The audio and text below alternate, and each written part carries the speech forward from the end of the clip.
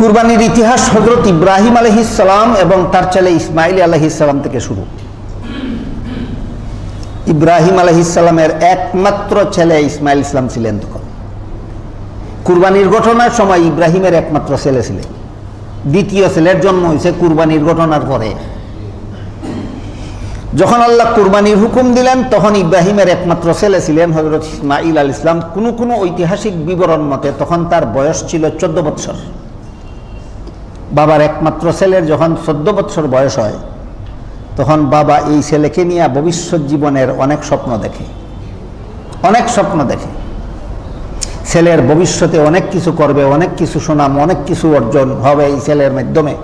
বাবার ঠিক এই স্বপ্ন দেখার মুহূর্তে আল্লাহ পাক রব্বুল আলামিন হযরত ইব্রাহিম আলাইহিস সালামকে স্বপ্ন দেখাইলেন। কি স্বপ্ন দেখাইলেন? স্বপ্ন দেখাইলেন তিনি তার ছেলেকে মাটিতে শোয়াইয়া ছুরি হাতে নিয়ে তাকে জবাই করার জন্য প্রস্তুতি নিয়েছেন।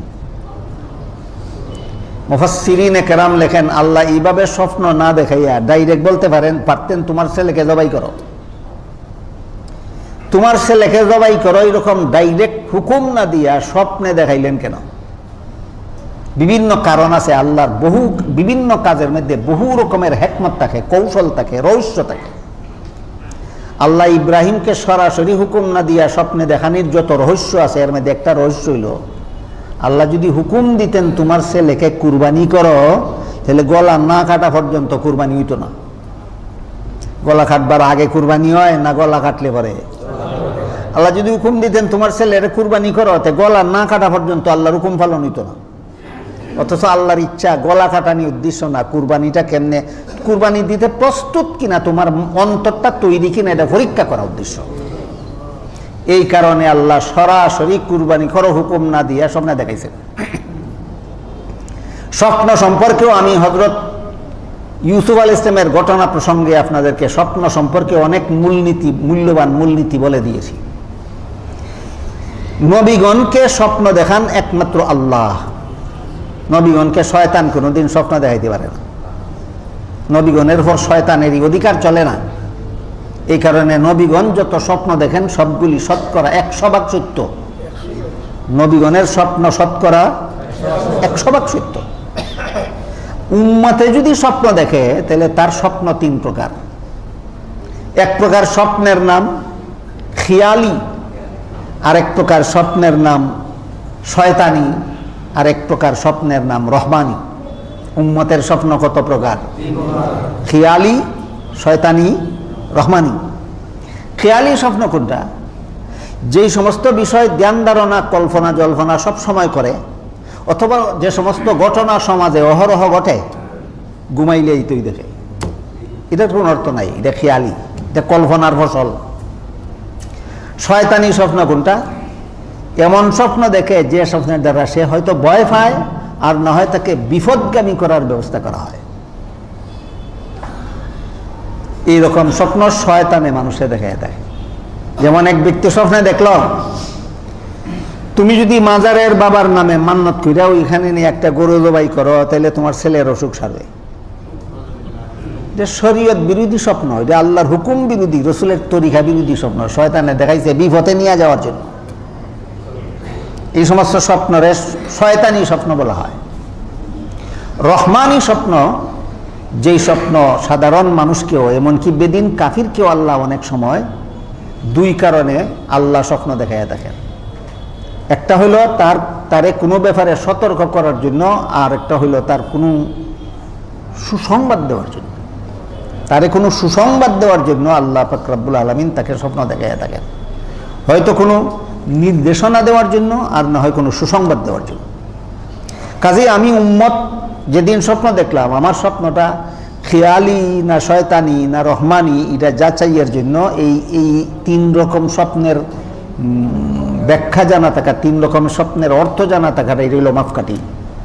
সমাজে অহরহ যে সমস্ত ঘটনা ঘটে, যে সমস্ত বিষয় নিয়ে আমি সদা কল্পনা জল্পনা করি, ঘুমাই যদি এটাই দেখি এটা খেয়ালি স্বপ্ন হবে, এটা কাল্পনিক স্বপ্ন। আমি স্বপ্নের দ্বারা যদি মারাত্মকভাবে ভয় পাই, অথবা আমি স্বপ্নের দ্বারা যদি শরীয়ত বিরোধী কোনো কাজের নির্দেশ পাই, পরিষ্কার হয়ে গেল এটা শয়তানে দেখাইছে আমার, এটা শয়তানি স্বপ্ন, এটা পালন করা যাবে না।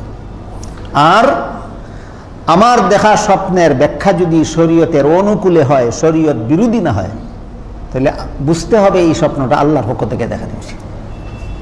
3 প্রকার স্বপ্ন হইল উম্মতের বেলায়, নবীর বেলায় স্বপ্ন এক প্রকারই। নবীর স্বপ্ন একমাত্র আল্লাহর পক্ষ থেকেই দেখানো হয়। নবী কাল্পনিক স্বপ্নও দেখেন না, নবীকে শয়তানেও স্বপ্নে দেখাইতে পারে না। বুঝে থাকলে এবার বলুন তো, ইব্রাহিম আলাইহিস সালাম স্বপ্নে দেখলেন ছেলেকে জবাই করার জন্য প্রস্তুতি নিছেন, শুয়াইছেন, ছুরি চালাইয়া দিছেন, এরপরে কি আরো কোনো দায়িত্ব থাকে? আর কোনো দায়িত্ব থাকে না। ছেলেকে শুয়াইছেন জবাই করার জন্য, ছুরি চালিয়ে দিছেন জবাই করার জন্য, এইটুকু আল্লাহ তার স্বপ্নে দেখাইলেন। এই স্বপ্নটা শতকরা 99% সত্য না 100%? 100% সত্য। তিনি জানেন নবীগণকে আল্লাহ স্বপ্ন দেখায় থাকেন, শতকরা 100% সত্য। কাজিয়া আমার ছেলেরে জবাই করার জন্য আল্লাহ এই স্বপ্ন দেখাইছেন। স্বপ্ন দেখে তিনি ছেলেকে জবাই করার জন্য প্রস্তুতি নিলেন। আগেই কইছি ছেলে কুরবানি করুন, এই হুকুম আল্লাহ ডাইরেক্ট না দিয়ে স্বপ্ন দেখাইলেন কেন? ডাইরেক্ট হুকুম দিলে গলা কাটতে হইতো, গলা না কাটলে কুরবানি হইতো না। আর স্বপ্নে যেই পরিমাণ দেখছেন এই পরিমাণই বাস্তবায়ন হইব, গলা কাটার অবস্থা বাস্তবায়ন হবে না। এটা আল্লাহর ইচ্ছা, এই জন্য স্বপ্ন এইভাবে নির্দেশ দিয়েছেন। ইব্রাহিম আলাইহিস সালাম ছেলেকে যেইভাবে স্বপ্নে দেখলেন সেইভাবে নিয়ে গেলেন জবাই করার জন্য। ও ঘটনা অনেক অনেক লম্বা। শয়তানে 3 জায়গাত বাধা দিছে। ক জায়গাত? 3 জায়গাত। যে 3 জায়গাত বাধা দিছে, এই 3 জায়গাত হাজিলুকে কঙ্কর নিক্ষেপ করতে হয়। ওই ইব্রাহিম ইসলামের শয়তানে যে বাধা দিয়েছে, শয়তানরে ফাতর মার মেরেছিলেন জিবরাইল ফিরিস্তার পরামর্শক্রমে। এই হলো এই ফাতর মারার ইতিহাস। সব বাধা বিপত্তি এড়াইয়া হযরত ইব্রাহিম আলাইহিস সালাম ছেলে ইসমাইলকে চিৎ করাইয়া শোয়াইলেন। শোয়াইয়া মাথাটা ফিরাইয়া, আমরা করটে শৈলে পাশ ফিরাইয়া শৈলে যেইভাবে শোয়া হয় এইভাবে রাখলেন, যেন ছেলে পিতা পুত্রের চোখে চোখে যেন না পড়ে। চোখে চোখে পড়লে মায়া মোহব্বত জবাই করার পথে বাধা হইতে পারে। ঘটনার বিবরণ দিয়ে আল্লাহ পাক রব্বুল আলামিন বলেন, ফালাম্মা আসলামা ওয়া তাল্লাহু লিল জাবিন, যখন তারা দুজন আত্মসমর্পণ করলেন, ইব্রাহিম আলাইহিস সালামও আত্মসমর্পণ করলেন, ছেলে ইসমাইলও আত্মসমর্পণ করলেন। ইসমাইল আত্মসমর্পণ কেমনে করলেন? আল্লাহ কোরআনে বলেন, ইব্রাহিম ইসলাম জবাই করার প্রস্তুতি নেওয়ার আগে ছেলেকে বলছিলেন, ইয়া বুনাইয়া ইন্নী আরা ফিল মানামি আন্নী আযবাহুকা ফানজুর মাজা তারা। ছেলে ইব্রাহিম, আমি স্বপ্নে দেখি তোমাকে জবাই করি। এটা তো আল্লাহর পক্ষ থেকে দেখানো হয়েছে, তুমি কি বলো? তুমি কি বলো কেন জিজ্ঞাসা করলেন? ছেলে রাজি না হইলে জবাই করবেন না এই জন্য নয়, আমি যেভাবে আমার মায়ার ছেলে জবাই করতে রাজি আছি, ছেলেও আল্লাহর মহব্বতে জবাই হইতে রাজি আছে কিনা পরীক্ষা করার জন্য। ছেলে জবাব দিলেন, আমি হাসি মুখে রাজি আছি। তাহলে ইব্রাহিম ইসলামেও আত্মসমর্পণ করলেন, ইসমাইল ইসলামেও আত্মসমর্পণ করলেন। এই 2 আত্মসমর্পণের কথা উল্লেখ করে আল্লাহ বলেন, ফালাম্মা আসলামা, তারা দুজন যখন আত্মসমর্পণ করলেন পরিপূর্ণভাবে আল্লাহর কাছে। এই আত্মসমর্পণটাই হইল কুরবানির মূল শিক্ষা। আল্লাহর কাছে আমি আত্মসমর্পণ করলাম। আল্লাহর মতে মত আমার মতে মত নয়, আল্লাহর ফতে ফত আমার ফতে ফত নয়, আল্লাহর কথায় কথা আমার কথায় কথা নয়, আল্লাহর মর্জি মতে চলতে হবে, আমার মর্জি মতে নয়। এটার নাম কমপ্লিটলি সারেন্ডার, পরিপূর্ণ আত্মসমর্পণ। কুরবানির মর্ম কথা হইল আল্লাহর কাছে পরিপূর্ণ আত্মসমর্পণ। কুরবানির ইতিহাসের এই কথাগুলি যদি আমাদের কুরবানির দিনে মনে না থাকে, আমি যদি আল্লাহর কাছে পরিপূর্ণভাবে আত্মসমর্পণ করতে রাজি না থাকি, গরু জবাই করা না করায় আমার কি আসে যায়, ছাগল জবাই করায় না করায় আমার কি আসে যায়। উদাহরণস্বরূপ ধরুন, আমি সারা বৎসর ঘুষ খাইতাম, ঈদের দিনেরও ঘুষ করি। আমি সারা বৎসর সুদ খাইতাম, আমি ঈদের দিনেরও সুদখুর। সারা বৎসর মদ খাইতাম, আমি ঈদের দিনেরও মদখুর। সারা বৎসর গাঞ্জা খাইতাম, আমি ঈদের দিনেরও গাঞ্জাখুর। সারা বৎসর বেনামাজি ছিলাম, আমি ঈদের দিনেরও বেনামাজি। সারা বৎসরের বেপরদা, আমি ঈদের দিনেরও বেপরদা। ওই শ্রেণী আত্মসমর্পণ। আমার গরু জবাই কোন কামের, আমার ছাগল জবাই কোন কাজের? এটা কুরবানির খুলস, কুরবানির মূল নয়। গরু জবাই কুরবানির খুলসেরও দরকার পড়ে যদি মূল থাকে। মূলই থাকে না, খুলস কোন কাজে লাগে? একটা গাছের চারা ছাল আসেনি, গাছের চারার ছাল নাই, ছাল সম্পূর্ণ উঠাইয়া ফেললে গাছের চারা টিকে থাকা ঝুঁকিপূর্ণ হয়ে যায়, কাজে খুলসেরও দরকার থাকে। কিন্তু ছাল রেখে যদি মূল ফালাই দেয়, এই ছাল কোন কাজে লাগে? আমাদের কুরবানি এই অবস্থায় হবে। আমি যদি আল্লাহর কাছে, আল্লাহ ইব্রাহিম ইসলাম এবং ইসমাইল ইসলামের কুরবানির ইতিহাস বর্ণনা করে বলেন, ফালাম্মা আসলামা, তারা দুজন যখন পরিপূর্ণভাবে আত্মসমর্পণ করলেন, তখন আমি পুরস্কার স্বরূপ বললাম, ছেলের গলা কাটতে হবে না, বেহেশতের থেকে দুম্বা পাঠাইলাম, দুম্বার গলা কেটে কুরবানি আদায় করো। আল্লাহ যে আমাদের দুম্বা জবাইয়ের দ্বারা কুরবানি কবুল করবেন, ছাগল জবাইয়ের দ্বারা কুরবানি কবুল করবেন, ভেড়া জবাইয়ের দ্বারা, গরু জবাইয়ের দ্বারা, মহিষ জবাইয়ের দ্বারা, উট জবাইয়ের দ্বারা কুরবানি কবুল করবেন। আসল আত্মসমর্পণ থাকলে না আসল আত্মসমর্পণ না থাকলে? কুরবানির শিক্ষা আত্মসমর্পণ। যে ব্যক্তি পরিপূর্ণভাবে আল্লাহর কাছে আত্মসমর্পণ করতে পারে, আল্লাহ তার অতীত জীবনের সব গুনাহ মাফ করে দেন। কুরবানিটাও মুসলমানদের জন্য আনন্দের উপলক্ষ। এই দিন ঈদুল আজহার দ্বিতীয় উপলক্ষ আনন্দের হইল এই কুরবানি। ইব্রাহিম আলাইহিস সালাম যেমন ভাবে মায়ার ছেলে, মহব্বতের ছেলের মহব্বত বিসর্জন দিতে প্রস্তুত ছিলেন, আমরাও যদি যে গুনার প্রতি মন আমার আকৃষ্ট, এই গুনাহ যদি বিসর্জন দিতে প্রস্তুত থাকি, তাহলে ইব্রাহিমের বিসর্জন আর আমার বিসর্জনে একটা সামঞ্জস্য আছে। আমার বিসর্জনটা ইব্রাহিমের বিসর্জনের মতো। ইসমাইল ইসলাম যেমন নিজের প্রাণ বিসর্জন দিতে প্রস্তুত ছিলেন, একটা মানুষের কাছে নিজের প্রাণের চেয়ে বেশি মায়ার জিনিস আর কি হইতে পারে? তিনি যেভাবে নিজের প্রাণ বিসর্জন দিতে প্রস্তুত ছিলেন, আমিও যদি আমার গুনার প্রতি যে আমার মনে আকর্ষণ আছে সেটা যদি বিসর্জন দিতে প্রস্তুত থাকি, তাহলে আমার কুরবানি ইব্রাহিমের কুরবানির সাথে সামঞ্জস্যপূর্ণ, আমার কুরবানি ইসমাইলের কুরবানির সাথে সামঞ্জস্যপূর্ণ। তাদের কুরবানি আল্লাহর কাছে যেমনভাবে কবুল হয়েছিল, আমার কুরবানিও আল্লাহর কাছে তেমনভাবে কবুল। কুরবানি কবুল হওয়ার দ্বারা জীবনের সব গুনাহ মাফ হয়ে যায়। তাই আল্লাহ বলেন, ফালাম্মা আসলামা ওয়া তাল্লাহু লিল জাবিন নাদাইনাহু আইয়া ইব্রাহিম কাদ সাদ্দাকতার রুইয়া। তুমি স্বপ্নে যে হুকুম পাইছো এই হুকুম পালন হয়ে গেছে। স্বপ্নে গলা কাটার হুকুম পাইছেন না, স্বপ্নে ছুরি চালানির হুকুম পাইছেন, আদায় হইয়া গেছে। গলা কাটা আমার উদ্দেশ্য না, তোমারে পরীক্ষা করার উদ্দেশ্য, তুমি পরীক্ষায় পাস করে ফেলেছো। এই বিষয়টাই আল্লাহ পাক রব্বুল আলামিন অন্য আয়াতে আল্লাহর ভাষায় বলেন, লাই ইয়ানালাল্লাহ লুহুমুহা ওয়ালা দিমাউহা ওয়ালাকিন ইয়ানালুহুত তাকওয়া মিনকুম। তোমরা যে কুরবানির জন্তু জবাই করো, এই জন্তুর রক্ত আল্লাহ নেন না, গোশত আল্লাহ নেন না। রক্ত মাটিতে পড়ে যায়, তোমরা গোশত তোমরা নিজেরাই খাও। একটা জিনিস লক্ষ্য করার ব্যাপার, আমি লক্ষ টাকার গরু কুরবানি দিলাম, জবাই করলাম, রক্ত মাটিতে পড়ে গেল, গোশত নিজেরাই ভাগ বাটোয়ারা করে খাইলাম, আল্লাহর নামে কি দিলাম? এখানে প্রশ্ন জাগা উচিত, আমি আল্লাহর নামে কি দিলাম? 5,000 টাকা পকেটে নিয়ে আসছিলেন, মসজিদের ফান্ডে দিয়া গেলেন আল্লাহর নামে, আপনার পকেটে রইল না। 1 লাখ টাকার গরু কুরবানি দিলেন, আপনার ডেগে আছে, আপনার ফেটে আছে, আপনার ফ্রিজে আছে, আল্লাহর নামে কোনটা দিলেন? এই বিষয়টা বর্ণনা করে আল্লাহ বলেন, লাই ইয়ানালাল্লাহা লুহুমুহা ওয়ালা দিমাউহা ওয়ালাকিন ইয়ানালুহুত তাকওয়া মিনকুম। যেমন ভাবে ইসমাইলের গলা কাটা আল্লাহর উদ্দেশ্য ছিল না, আল্লাহকে খুশি করার জন্য গলা কাটতে রাজি কিনা পরীক্ষা করা উদ্দেশ্য ছিল, ঠিক তেমনি ভাবে তোমাদের গোশত আল্লাহকে দিয়া দিবে, এটা আল্লাহর উদ্দেশ্য না। তোমরা অন্তরে তাকওয়া হাসিল করো কুরবানি উসিলায়, এটা হইল আল্লাহর উদ্দেশ্য। কুরবানির উদ্দেশ্য হইল তাকওয়া হাসিল করো।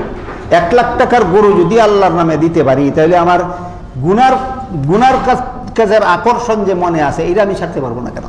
কুরবানি দেওয়ার জন্য যদি 1 লাখ টাকার মায়া ছাড়তে পারি, তাহলে গুনার প্রতি যে মনের আকর্ষণ আছে সেটা ছাড়তে পারবো না কেন?